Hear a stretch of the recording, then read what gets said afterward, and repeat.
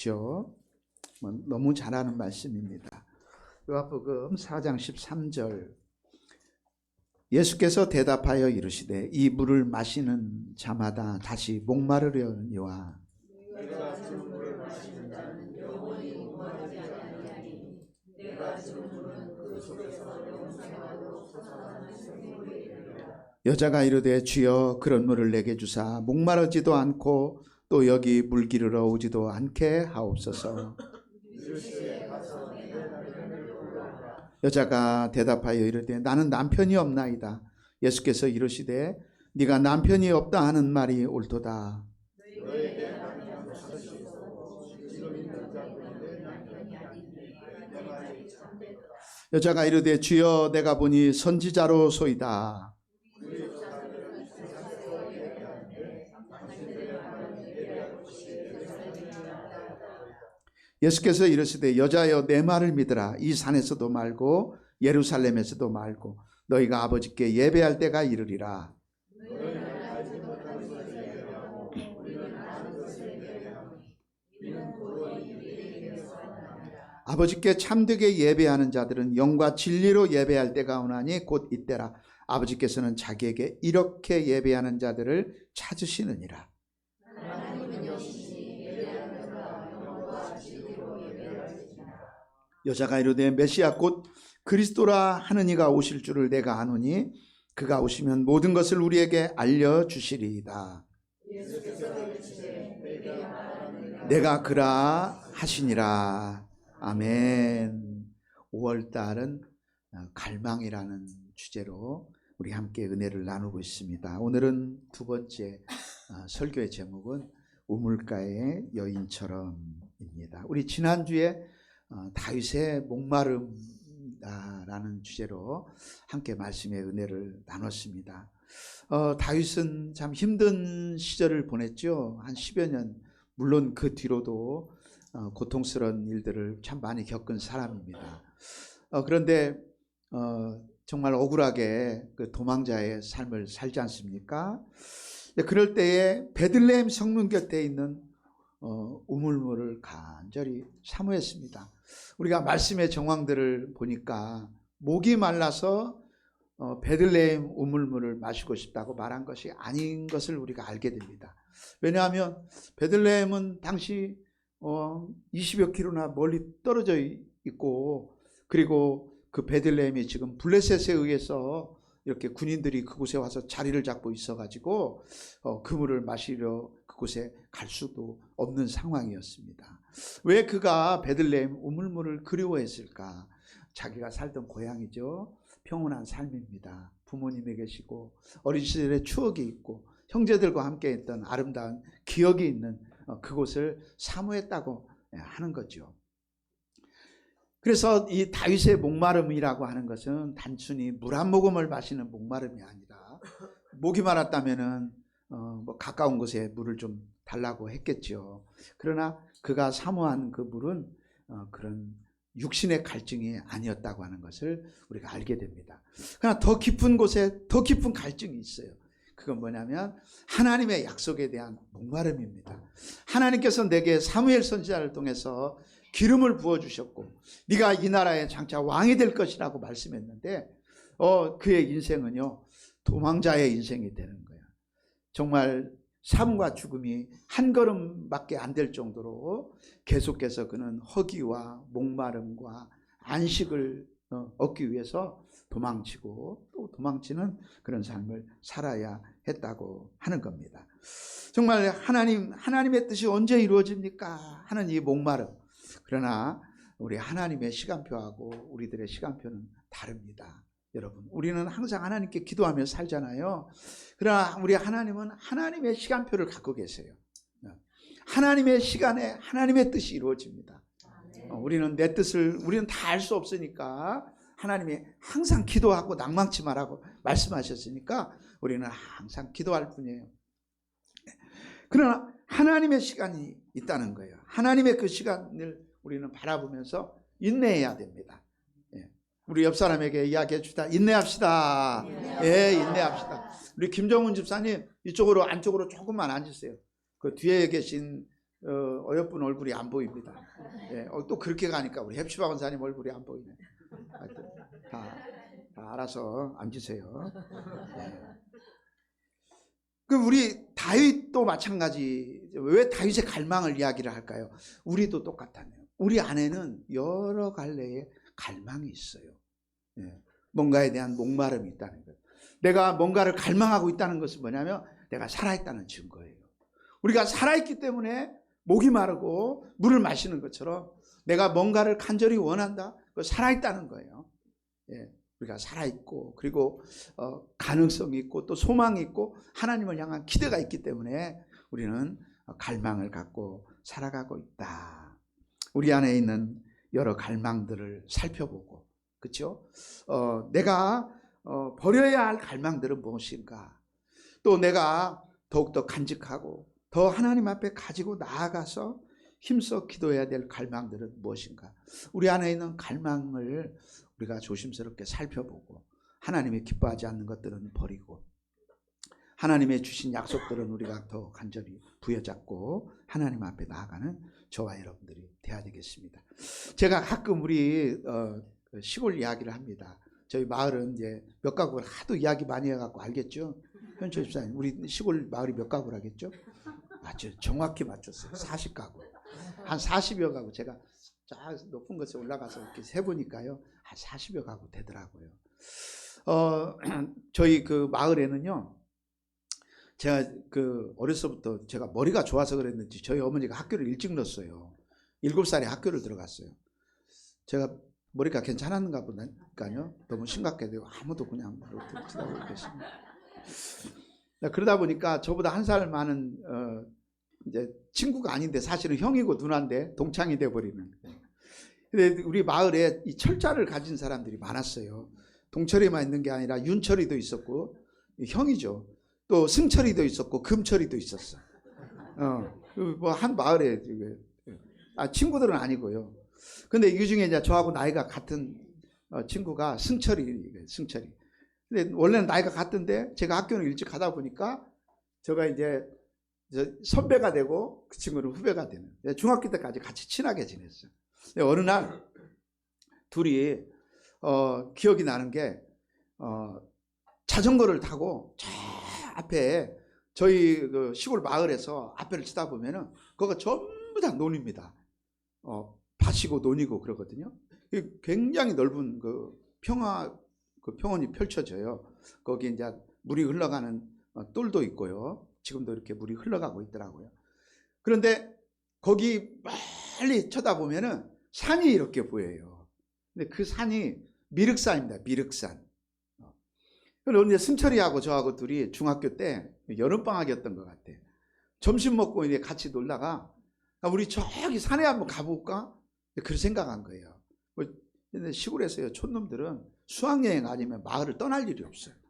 마을에서 학교 맨날 왔다 갔다. 예? 제가 그러잖아요. 옷도 다 똑같아요. 학교 갈 때는 교복, 집에 오면 추리닝. 예, 머리는 다 빡빡 깎고. 예, 머리 깎는 기계 있어가지고 돌아가면서 머리 이렇게 빡빡 깎고. 참 그러는 게 슬프네요. 그죠? 그래, 거기를 한번 가보자 그런 거야. 그러니까 또 승철이하고 둘이 누가 뭔 말을 꺼냈는지는 기억이 안 나는데 좋지도 않은 썩어털털한 자전거를 몰고 그냥 막 논길 가로질러 가지고 갔어요. 제가 요즘엔 챗GPT가 있어가지고 제 차상 일길 4에서 미륵산까지 거리를 제가 물어봤더니요, 약 10km 알려주더라고요. 아, 그 거리가 세상에 10km나 되는구나. 거기를 이제 자전거 타고 막 달려간 거예요. 1시간 정도 자전거 속도로는 그런데요. 그래서 자전거를 대놓고 막 등산로가 원래 다 있잖아요. 그런데 등산로도 그런 것도 모르고 처음으로 산이라고 하는 데를 막 이제 올라간 겁니다. 저희 집에 있는 뒷산은요, 아주 그냥 산이라고 하기는 뭐하고 지금은 다 없어졌습니다. 막 올라가던 생각이 나요. 어제 다리가, 그 산도 알아보니까 430m밖에 안 되는 아주 작은 산인데 지금도 생각하면 올라가다 쉬고 그랬던 기억이 나요. 그리고 이제 산에 올라간, 왜 산에 올라갔느냐? 그런 생각이 드는 거예요. 저 산 너머에는 어떤 세계가 있을까? 그리고 우리 그런 거 궁금하잖아요. 어렸을 때 보면은 어디로 모험 간다고 그래가지고 부모님들이 하여튼 너 저기는 절대 가지 마. 가지 마. 그러면은 꼭 가요. 저 산은 위험하지 마. 엄마 걱정하지 마. 그러면 그 산 가고. 올라가가지고 그 산을 너머를 쳐다보니까 별거 없어요. 똑같아요. 예. 그래서 산을 내려와서 어느 집 앞에다 자전거를 세워놓고 갔었는데 막 목이 말라가지고 그 집에 들어가서 저희들 물 좀 마셔도 돼요? 그래갖고 수도가에서 물 먹던 생각. 그리고 나니까 이제 오후에 가가지고 이제 그 금방 이거 부모님이 또 걱정하시겠구나. 저녁 먹을 시간이 다가오는. 그래서 둘이 막 이제 피곤한 몸을 이끌고 자전거를 막 몰고 오던 그 생각이 오늘 설교를 준비하면서 났습니다. 보이지 않는 세계에 대한 갈망이 그 작은 마을에서 살던 저를 거기를 가게 하고 처음으로 그래도 산다운 산이다 하는 데를 이제 올라보게 했습니다. 그 건너편이 좀 보고 싶어 가지고 그래 건너편도 좀 전에 이야기한 대로 뭐 별로 다른 세상이 아니에요. 그러나 산을 올라갔다가 내려오니까 육체적인 막 갈증이 생기고 또 물을 먹고 나니까 금방 또 빨리 집에 가고 싶다 하는 그런 마음이 들고 우리는 자꾸만 말이죠. 갈망이 또 다른 갈망을 가져옵니다. 만약에 더 큰 갈망을 가졌다면 여기서 보니까 저쪽에 더 큰 산이 있네. 저 산 뒤에는 뭐가 있을까? 그러면서 우리 사람 마음에서 어떤 작은 갈망이 또 다른 갈망을 가져오고 그 갈망이 더 큰 갈망을 가져오는 것이 바로 우리 사람의 모습입니다. 다윗의 목마름을 묵상하면서 우리는 이렇게 늘 뭔가를 찾고 그리워하는 그런 마음들이 우리 안에 있다 하는 걸 우리가 깨닫게 됩니다. 갈망을 뜻하는 주요 단어들을 이 시간에 짧게 세 가지를 한번 생각해 보려고 그래요. 여러분 그 주부에도 나와요. 히브리어, 그리고 구약 성경은요 히브리어로 되어 있거든요. 근데 이 그 갈망이라는 단어를 아라그라고 하는 단어를 씁니다. 우리가 시편 42편에 보면 목마른 사슴이 시냇물을 찾기에 갈급함 같이 내 영혼이 주님을 찾기에 갈급합니다. 그런 표현을 썼어요. 이 시인이 참 멋지죠, 그렇죠? 여러분 수천 년 전에 이런 표현들을 쓴 걸 참 나는 너무 멋지다고 생각해요. 목마른 사슴, 갈급함 같이. 이것은 그냥 아이고 물 한 모금 마시고 싶다 이런 게 아니라 이 사슴이 생존이 걸려 있는 거예요. 내가 시냇물을 찾지 않으면 내가 빨리 시냇물을 찾아 마시지 않으면 나는 이 갈증으로 쓰러질 수 있다라고 하는 그런 갈급함. 이런 갈급함이 바로 아라그라고 하는 단어입니다. 간절한 거예요. 우리가 창세기 21장을 보면 수요일날 잠깐 언급했네요. 그 아브라함의 아내 사라의 여종이었던 하갈이 아브라함 집에서 두 번을 쫓겨납니다. 한 번은 임신해서 여종을 그 여주인을 우습게 보다가 쫓겨나고, 그렇죠? 두 번째는 그 아들을 낳는데 이스마엘이 이제 그 사라의 몸을 통해 태어난 이삭을 희롱하다가 이제 쫓겨나는 거예요. 그때는 진짜 쫓겨나는 거예요. 그래서 아브라함이 가죽 부대에다가 물을 넣어줘서 그들을 내쫓았는데 광야에서 방황하다 보니까 가죽 부대에 물이 다 떨어진 거예요. 안식처를 찾지 못했는데 물이 다 떨어져 버렸어. 그러면 이제 이 모자에게는 생명이 위태로운 거죠. 이스마엘이 쓰러졌습니다. 하갈이 자식이 죽어가는 모습을 차마 곁에서 볼 수가 없어서 성경에 보면 화살 한 발, 사람이 화살을 쏴서 날아갈 만큼 거리에 떨어져서 통곡하며 울고 있는 거예요. 그때에 하나님의 천사가 와서 그들을 구해주지 않았더라면 하갈과 이스마엘은 물이 없어서 죽을 수밖에 없는 거예요. 그런 갈급한 상태를 표현하는 것이 바로 이 아라그라고 하는 단어라고 하는 갈망, 간절히 갈망하는 거예요. 사람이 여러분 다 그런 경험 해보셨나요? 누군가를 너무 좋아해가지고 상사병에 걸려버려요. 네. 누구요? 황금왕 선생님 걸려본 적 있다고요? 아니에요? 그런 안 걸려보셨구나. 너무 이 마음이 간절해가지고 병이 되기도 하고, 그렇죠? 사람이 어떤 이 갈망이 지나치다 보면 말이죠, 극단적인 그런 걸 표현해주고 있어요. 사사기 15장 14절에 보니까 하나님께서 놀라운 힘과 능력을 준 삼손이라는 사람의 이야기가 나옵니다. 삼손이 어느 날 나귀 턱뼈를 가지고 블레셋 사람들을 치기 시작했는데, 군인들과 나귀 턱뼈를 들고 전쟁을 했는데요, 와, 1000명의 사람들을 죽였다고 성경에 나와요. 물론 1000이라고 하는 단어는요, 그 이미지가 아주 많은 사람이 하나 둘 셋, 셀 수는 있지만 많은 무리를 의미하는 거예요. 만만이다 그러면 셀 수 없이 많은 사람들을 의미하는 그런 그 뉘앙스가 있거든요. 삼손이 혼자서 엄청난 승리를 거둔 거예요.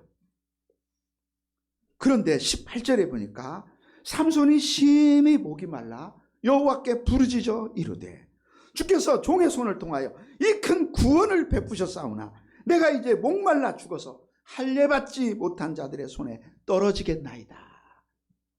나귀 턱뼈 하나로 1000명을 쳐 죽인 용사가 물 한 모금이 없어서, 하나님 나 이제 내가 죽겠습니다, 그러면서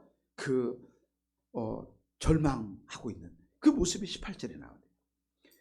그러니까 사람이 하나님께서 주신 이 재능과 능력으로 엄청난 일을 이룬다고 할지라도 이 단 한 모금의 물이 없다면 죽을 수밖에 없는 것이 우리 인간이라는 거예요. 인간의 유한성을 보여. 하나님의 은혜 안에서 무한한 가능성도 보여주지만 그 인간이라는 게 이렇게 목말라 물이 없다면 그는 더 이상 힘을 쓸 수 없는, 쓰러질 수밖에 없는 인간인 것을 우리에게 보여주고 있다는 거예요. 이게 바로 이제 아라그입니다. 그 물 한 모금의 그 간절함. 신약 성경에 보면 헬라어를 보면 에피포테오라고 하는 단어가 있어요. 에피포테오. 이 에피라고 하는 것이 뭐뭐를 향한다라는 방향을 의미하거든요. 포테오는 이제 간절히 원하는 거예요. 뭔가를 향해서 뭔가를 간절히 원하고 있는 거예요. 방향을, 어떤 방향을, 고향을 막 그리워하는 거죠. 그렇죠? 그런 방향성을 갖고 있어요. 여러분, 다니엘이라고 하는 사람은 유대 사람이죠. 유대 나라가 멸망하죠. 605년에 바벨론 느부갓네살의 침공을 받습니다. 597년에 2차 침공을 받죠. 또 568년에 3차 침공을 받아서 유대가 완전히 멸망을 당합니다. 그때 이제 막 사람들이 포로로 끌려갑니다.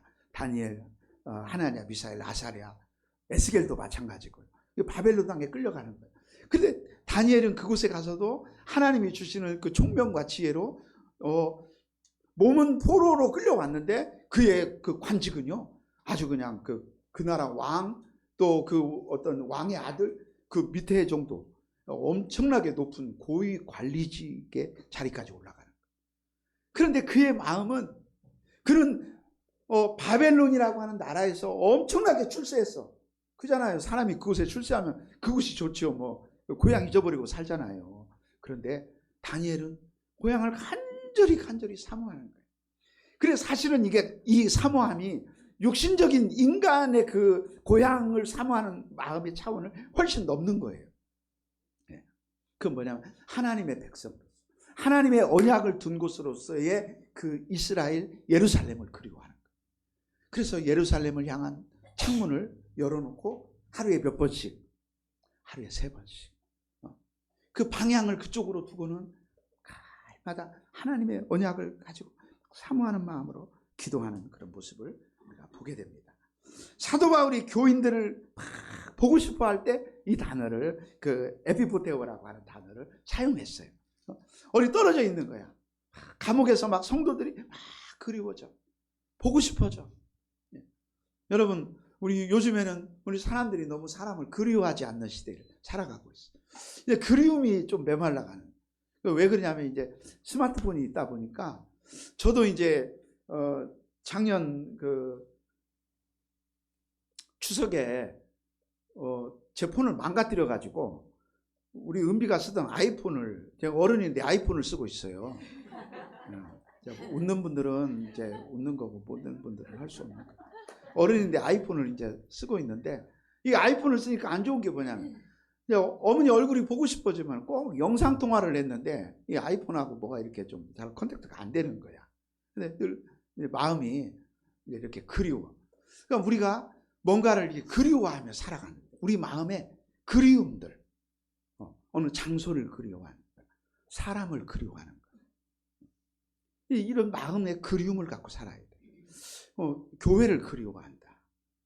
또 주님 뵙기를 사모한다. 우리 김희자 집사님은 손주들을 보고 싶어하고, 우리 고경인 권사님도 여기 우리 소윤이가 있으니까 우리 소윤이는 보고 싶을 때 쉽게 볼 수 있잖아요. 그렇죠? 근데 중국에 간 아이들은 내가 보고 싶어도 쉽게 못 보니까 마음이 또 그리워하는 손주들이, 아이고 여기 있는 손주 보면 되지. 그래도 그 손주는 그 손주고 저 손주는 저 손주고. 근데 다 그리운 거야. 그리움. 사실 우리 인간이니까 그리움을 갖는 거잖아. 이번에 제가 질문들이라고 하는 걸 봤어요. 손석기 씨하고 우리나라 김혜란 작가가 대화를 나누는데 한 50분 정도 되더라고요. 그런데 두 사람의 대화를 들으면서 인간의 품격을 느꼈어요. 정말 우리 사람이 어떻게 저렇게 똑같은 사람인데 둘이 앉아서 대화를 나누는데, 내 얘기하는 것, 둘이 앉아서 내 얘기하는 거 아니거든요. 고목사 이야기하는 것도 아닌데도 왜 이야기를 듣는데도 이렇게 즐거워요. 그리고 차분한 인간의 품격을 느꼈어요. 근데 그 김혜란 작가가 그런 표현을 쓰더라고요. 인간과 AI의 다른 점을 뭘까 하고 그걸 물어보니까 망설임이라고 표현하더라고요. 망설임.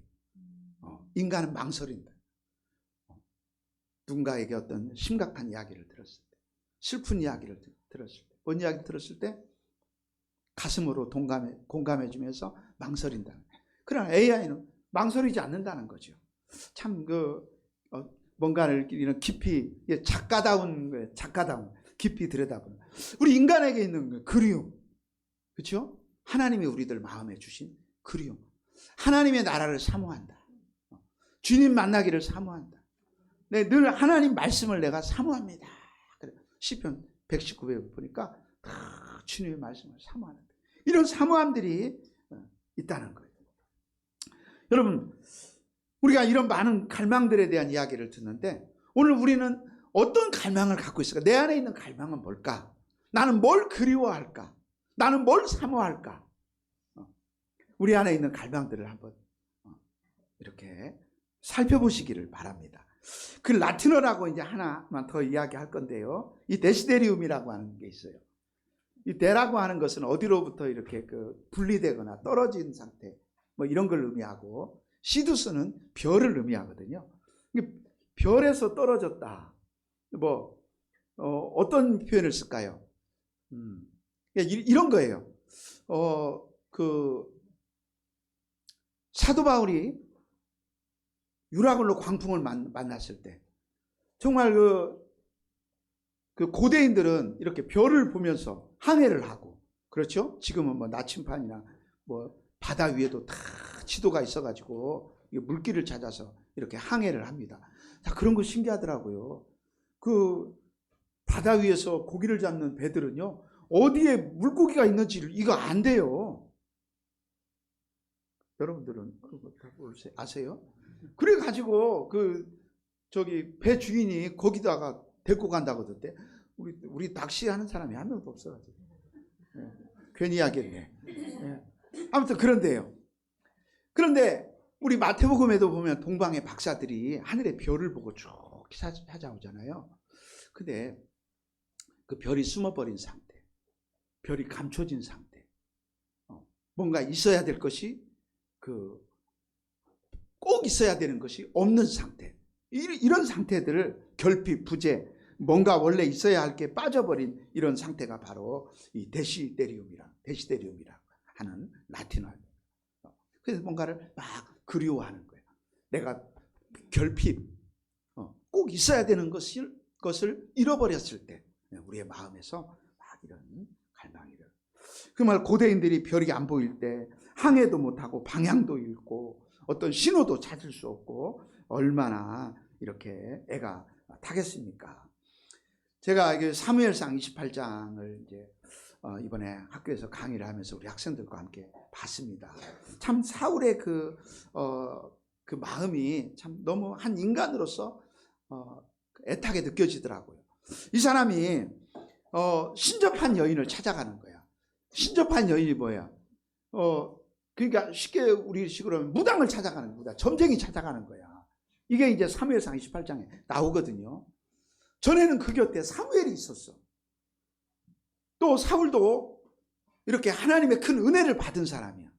그런데 하나님의 성령이 떠나버리니까 이 사람이 말이죠, 너무나 갈급한 거야. 이렇게 나와요.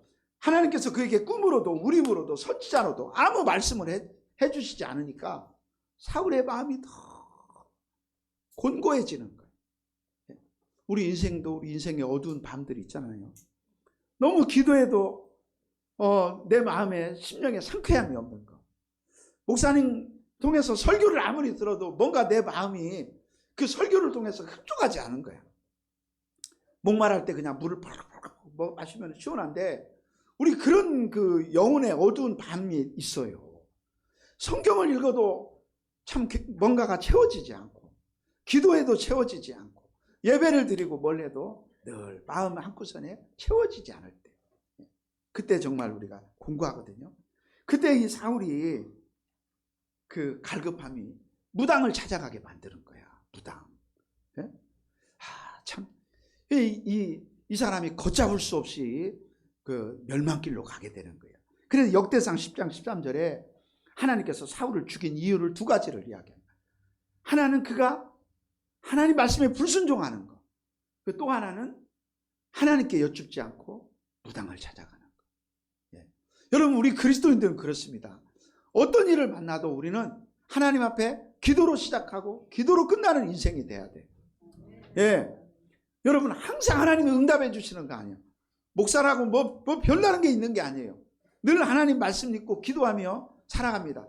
그럴 때 우리가 어느 길로 가야 될까 막 그럴 때 하나님께 충분히 기도하고, 그리고 그 다음에 할 일은 뭐냐면 하나님을 신뢰하는 거야. 따라해봅시다. 하나님을 신뢰하라.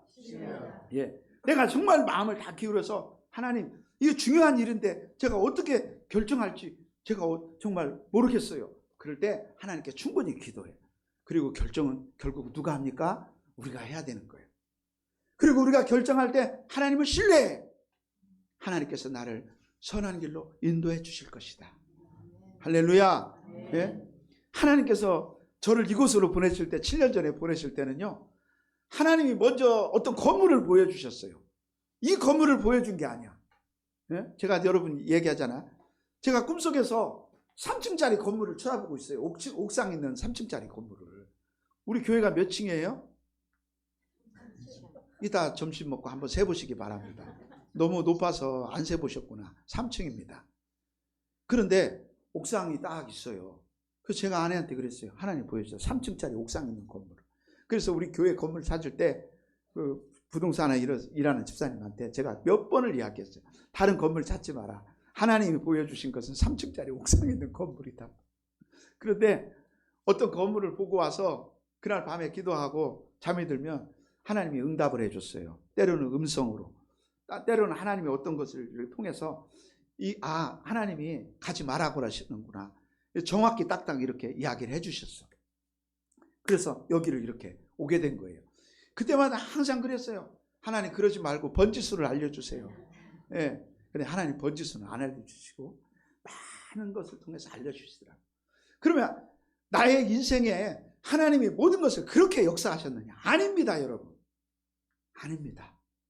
저는 광주에 내려올 때 하나님이 저에게 나타나셔서 동철아, 광주로 가라. 이렇게 하셔서 광주에 온 게 아니에요. 조이사님 남편 갈 때 하나님 그 남편으로 가라겠어요? 안 했죠?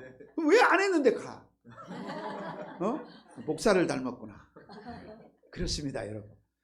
우리가 인생에 하나님 어디로 갈까요? 자, 하나님 어디로 갈까요? 이렇게 해서 하나님이 어떤 때는 응답하시면 어떤 때는 하나님 대부분 침묵하셔. 그럴 때는 어떻게 하냐? 하나님 믿고 가는 거예요. 하나님께서 내가 비록 어리석을지라도, 내가 때로는 흔들릴지라도, 내가 때로는 곁길로 가더라도 하나님께서 나를 반드시 하나님 뜻하신 길로 인도하실 것이라는 믿음을 갖고 나아가신 여러분 되기를 축복합니다. 이 사울처럼 이렇게 하면 안 되는 거예요. 내가 너무 괴롭고 답답하다. 누가 이걸 알려줄까? 그래서 자기가 멸한 무당을 다 사울 시대에 막 사울이 무당들을 막 다 죽였거든요. 신접한 자들을. 다 죽인다고 그게 없어지나요? 찾아가서 물어보는 거죠. 그러나 여러분, 그가 해줄 수 있는 건 아무것도 없어요. 우리 인생의 주인은 하나님이시고 역사의 주인은 하나님이신 걸 여러분 믿으시기를 바랍니다. 우리 사람은 태어날 때부터 뭔가를 막 갈급하는 거예요. 너무 막 목말라, 애타. 그럴지라도 우리의 그 갈망은 하나님 한 분을 향해 나아가야 됩니다. 우리 그 찬양 불러봅시다. 오 나의 자비로운 주여. 한번 불러보 기도하는 마음으로. 오 나의 자비로운 주여, 나의 몸과 영혼을 주님 은혜로 다 채워주소서.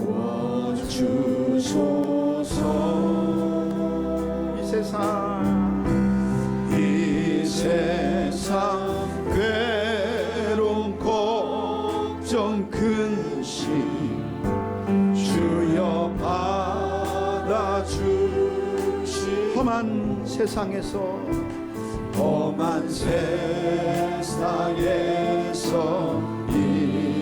인도하소서.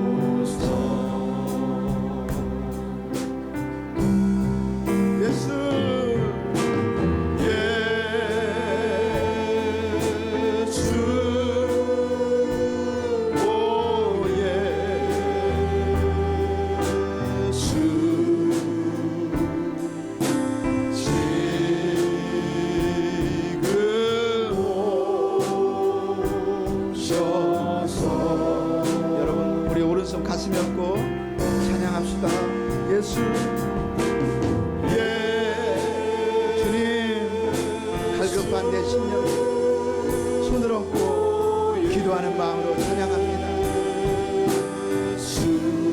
채워주소서. 채워주소서.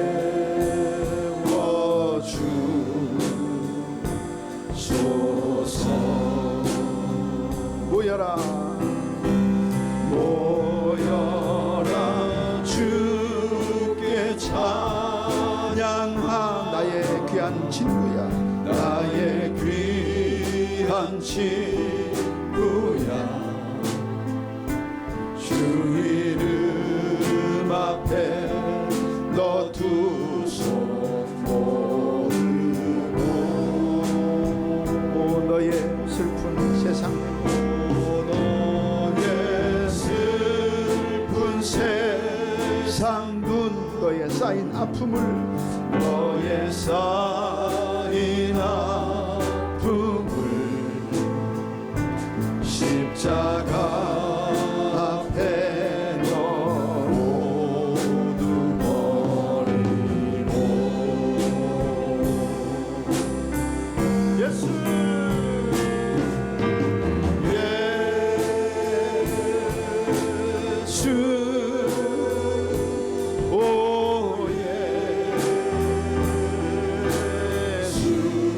오셔서 지금 오셔서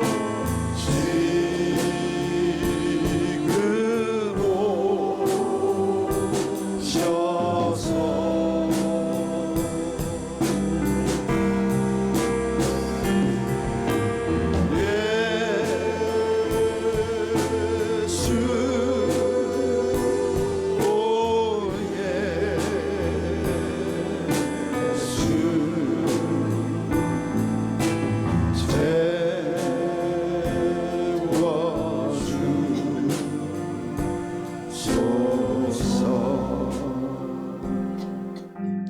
성 아우구스티누스라는 사람이 있어요. 그분은 참회로 많이 알려졌거든요. 그 참회록에 많은 참 그 주옥 같은 글들이 많은데 그 가운데서 아주 유명한 그 문장이 있어요. 하나님, 당신은 당신의 영광을 위해 우리를 지으셨다는 거예요.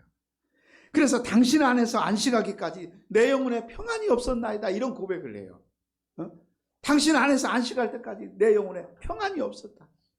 저는 집에서 막내로 태어나가지고 고생도 안 하고 또 이게 참 부모님의 사랑을 많이 받았어요. 지금도 우리 가족들의 사랑을 많이 받고 삽니다.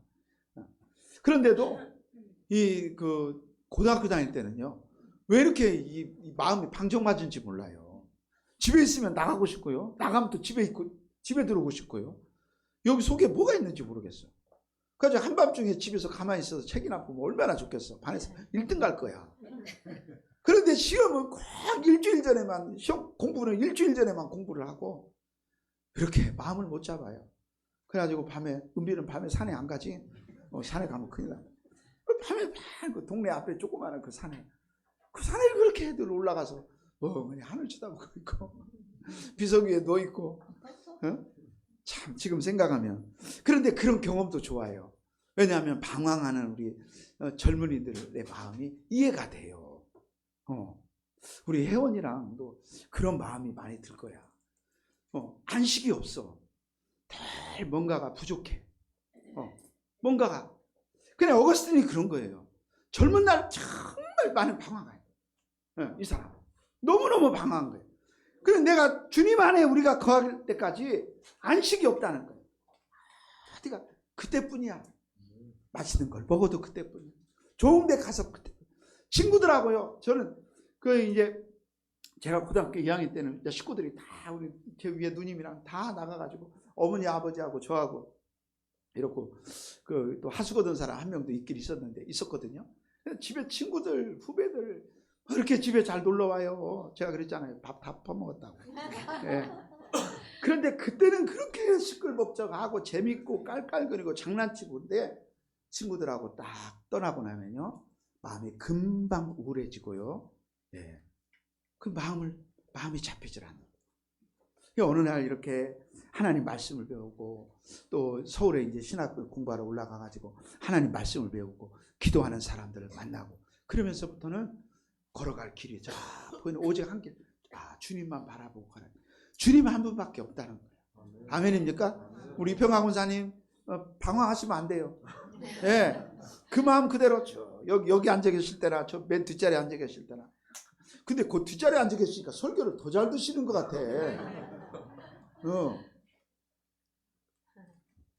여러분, 우리 신약 성경에 보니까 목마른 여인이 나오잖아요. 사마리아 여인. 이 여인이 한낮에 목마르니까 우물에 물길로 나온 거예요. 그런데 그 우물가에서 뜻밖의 한 남자를 만납니다. 1번 남자친구, 2번 예수님. 답은 뭘까요? 예수님을 만났어. 예수님인지 모르죠. 딱 보니까 유대인 남자야. 그런데 우리 예수님께서 이 여인에게 말을 것이죠. 나에게 좀 물을 좀 달라. 물 이야기를 시작하는 거예요. 왜냐하면 그 여인이 목말라서 나왔고 또 우리 예수님은 그 여인에게 그 여인이 알지 못하는 물을 주고 싶은 거야. 그래서 예수님이 그 여인에게 물을 달라고 이야기를 합니다. 한 유대인이면서 당신은 왜 사마리아 여인이 나한테 물을 달라고 하냐. 유대인하고 사마리아인데 상종 안 하고 살거든요. 그래서 이 갈릴리에서 유대로 가려면 사마리아를 거쳐야 되는데 사마리아인들하고 안 보려고 길을 멀리서 돌아가기도 하고 이렇게 상종하지 않는 거예요. 그 좁은 땅에 살면서도.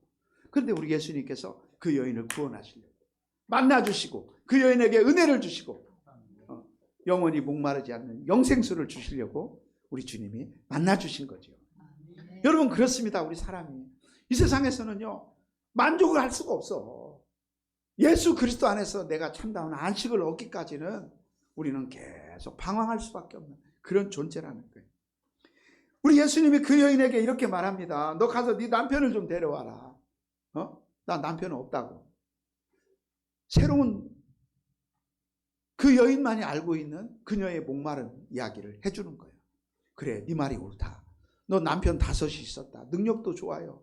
남편이 5명 있었는데 지금 다른 남자하고 살고 있는데 그 남자는 네 남편이 아니라는 거야. 그러니까 이 여인은 지금 육신의 목이 많아서 물을 길러 우물가에 왔지만은 그 여인의 삶을 예수님이 한 문장으로 표현해 준대. 그 여인은 목마른 인생이었다는 거예요. 네. 계속해서 사랑을 찾는 목마름의 인생이었다. 우리 인생이 그렇습니다. 나는 무엇을 추구하고 살아가는가? 너는 먼저 그의 나라와 그의 의를 구하라. 우리 주님이 그랬거든요. 우리의 목마름을 어느 방향에 둘 것이냐는 거예요. 우리의 목마름을. 우리의 이 갈증은 우리가 살아있는 동안에 결코 채울 수 없다. 끊임없이 사랑받고 인정받고 싶어서 또 이 사람을 만나도 또 저 사람을 만나도 어떤 사람을 만나도 그 여인의 갈망을 아무도 채워주지 못했다고 하는 거죠. 우리 예수님이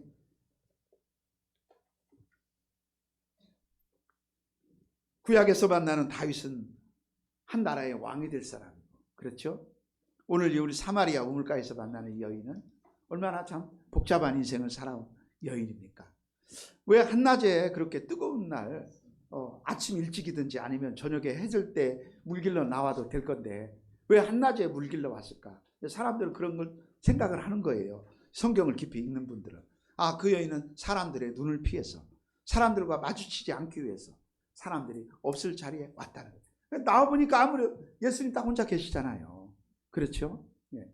다윗과는 너무도 다른 한 인생이야. 그러나 그들에게는 똑같은 목마름이 있었다는 거예요.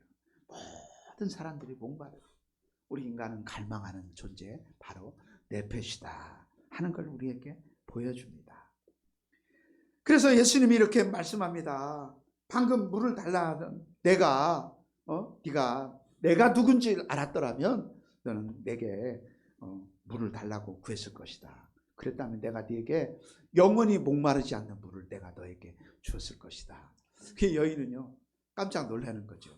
니고데모가 사람이 물과 성령으로 거듭나지 않고는 하나님의 나라에 갈 수 없다 그러면 그렇게 말씀하시니까 요한복음 3장에서 니고데모가 뭐라 그래요? 아니 내가 이 나이에 어떻게 해요? 어머니 모태로 또 들어가서 또 태어납니까? 이렇게 대답하는 것처럼 이 여인이 그런 물을 나에게 주셔서 나 다시는 물길러 오지도 않게 해달라고.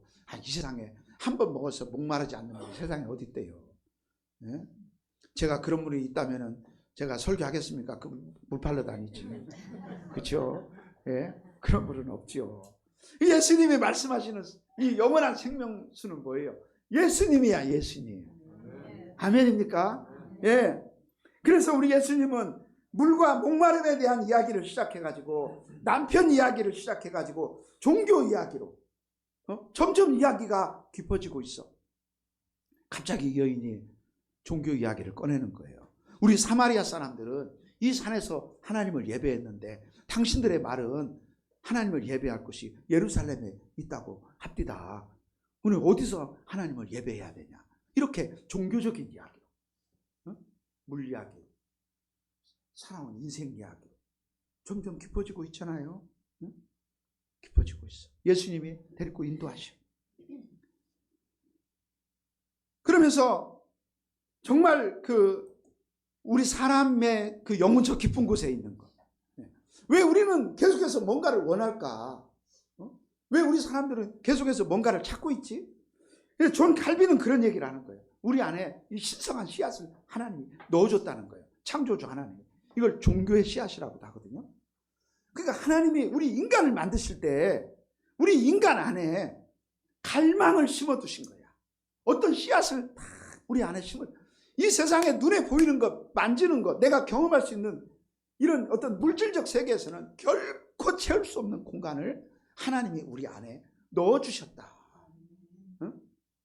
내 안에만 있는 게 아니라 우리 혜원이 안에도 있고 이삭이 안에는 없을까요? 있죠. 다 들어있지.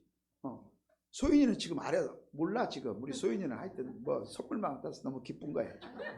소윤이 그치? 근데 우리 소윤이가 점점 자라면서 그쵸? 안에서 갈망이 일어나는 거야. 할 수 없는 거야. 하나님이 심어줬다는 거야. 예, 존 칼빈이 그 이야기를 하는 거예요. 그러니까 이게 어떤 토양에서 싹을 틔우느냐는 거야. 어떤 토양에서.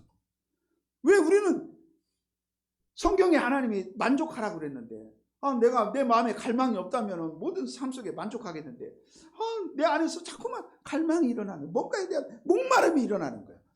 살아있다는 증거라고 그랬죠. 그렇죠? 하나님이 그걸 심어줬다는 거예요. 하나님은 그래서 심어줬어. 어디에서 싹을 틔워야 되느냐. 그래서 사람들이 이런 종교심이 일어나는 거예요. 이 갈급함으로 인해서 종교심이. 여기 이 산에서 이 산을 가야 되나? 저 산을 가야 되나? 여기를 가면 그걸 채울 수 있나?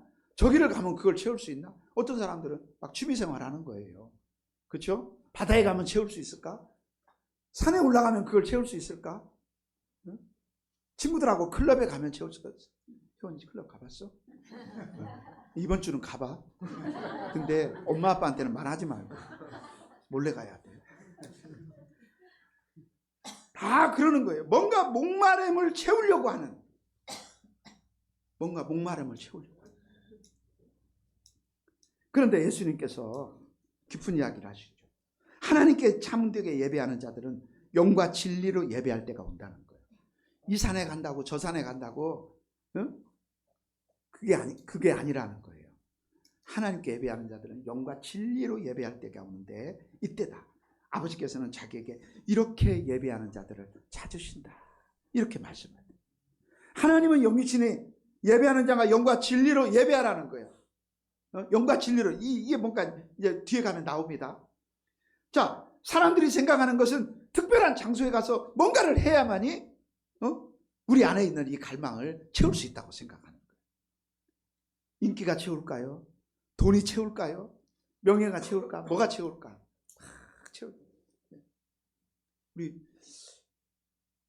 저는 정말 우리 천상교회에서 필그림교회로 올 때 하나님께서 주신 것으로 인해서 얼마나 많은 걸 깨달았는지 몰라요. 저는 가끔 우리 친한 목사님들과 이런 이야기를 나눕니다. 정말 제가 다 표현할 수 없을 만큼 많은 것들을 깨닫게 됐어요. 우리 안에 있는 우리 목회자들도 다 갈망이 있거든요. 어떻게 하면 막 교회를 크게 할 것인가? 어떻게 하면 인기 있는 목사가 되고 어떻게 하면 나를 알리는 목사가 될까?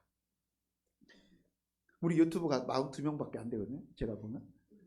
그 이유 중에 하나가 뭐냐면 제가 안 알리는 거예요. 아무한테도 말하지 않는 거예요. 정말 친한 목사님하고 제 친구 목사님하고 뭔 이야기를 하다가 이야기를 했고 고향에 있는 친구하고 이렇게 얘기했지 우리 광주나 어디 저를 자주 만나는 사람들한테는 한 사람한테도 이야기를 하지 않았어요. 그것도 하나님께 맡겨. 막 우리 안에 일어나는 갈망. 이 갈망이 보니까 욕심이구나. 내 욕심이구나. 우리 안에 이런 욕심을 우리가 갖고 있구나. 하나님의 영광이라고 하는 포장지로 잘 싸가지고 우리 안에 탐욕을 이렇게 하고 있구나. 발산시키고 있구나.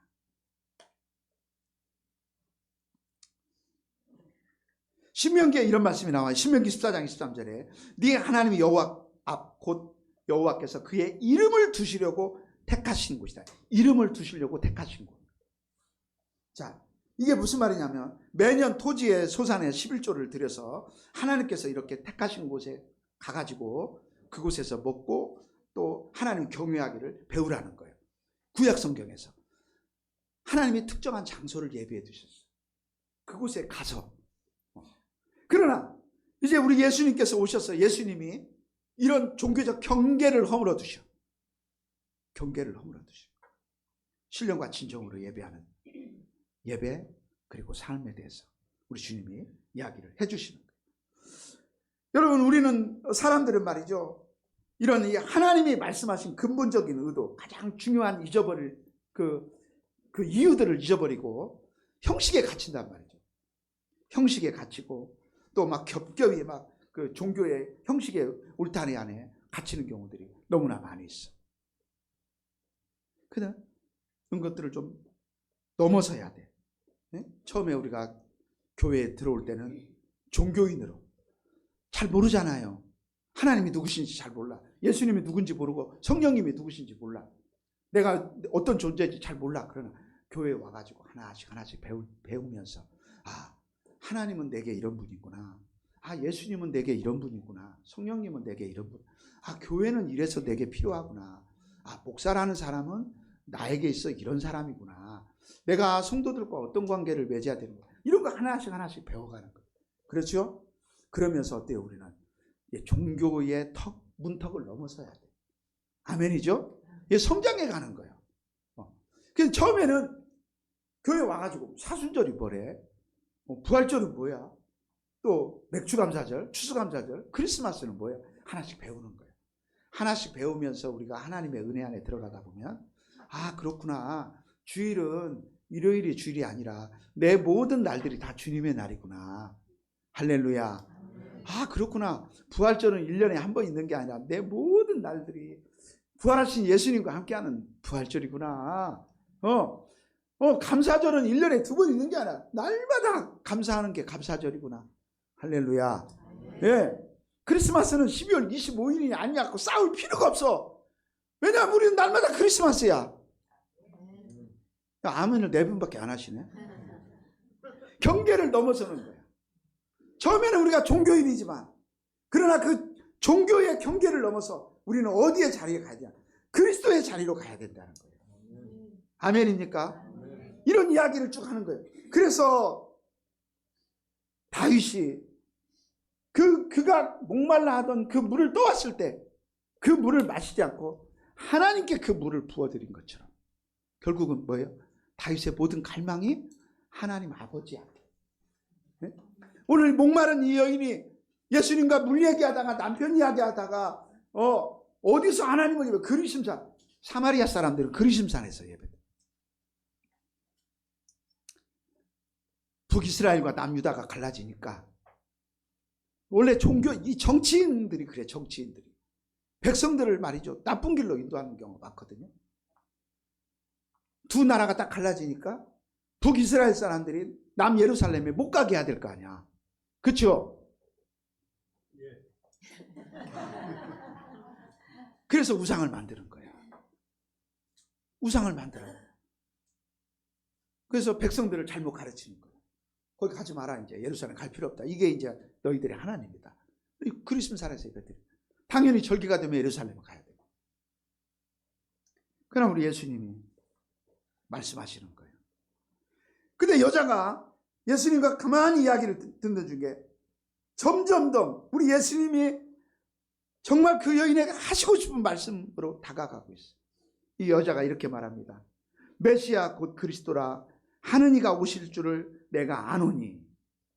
그 여인은 가장 깊은 곳에서 그리스도를 기다리고 있는 거예요. 내가 안다. 메시아 그리스도가 오실 것이라는 것을 나는 알고 있다.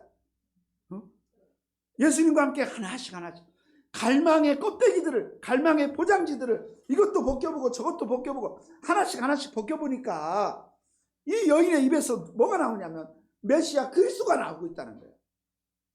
주님이 나오고 있어. 그 여인이 영혼 저 깊은 곳에서 아까 존 칼빈이 말하는 그 신성의 씨앗, 그 깊은 곳에 나머지는 다 껍데기야. 가장 깊은 곳에 뭐냐면 사람 깊은 곳에 그가 기다리고 있는 하나님이 있다는 거야. 왜냐하면 하나님께서 그것을 심어주셨다는 거야.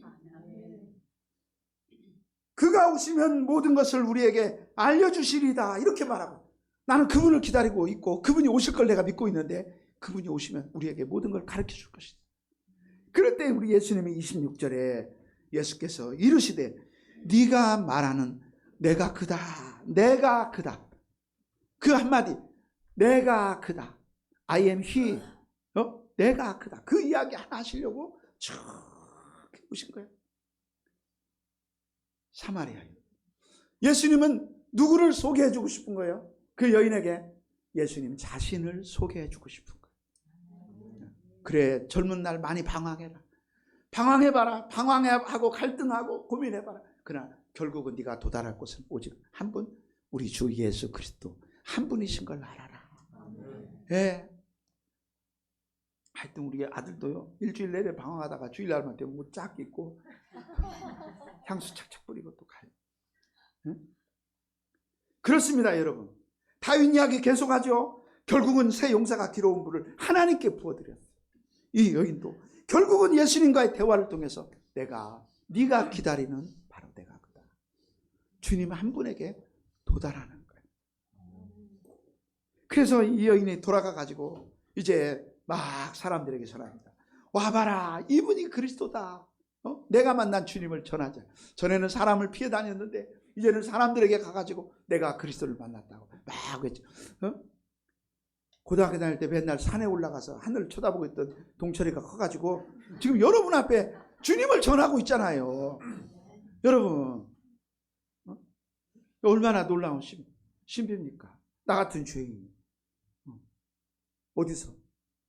저는 지금 여기 우리 시골에 우리 목사님이 오셔가지고 너는 커서 주의 종이 될 거니까 너 신학교 가라. 그래가지고 이제 신학교를 보내.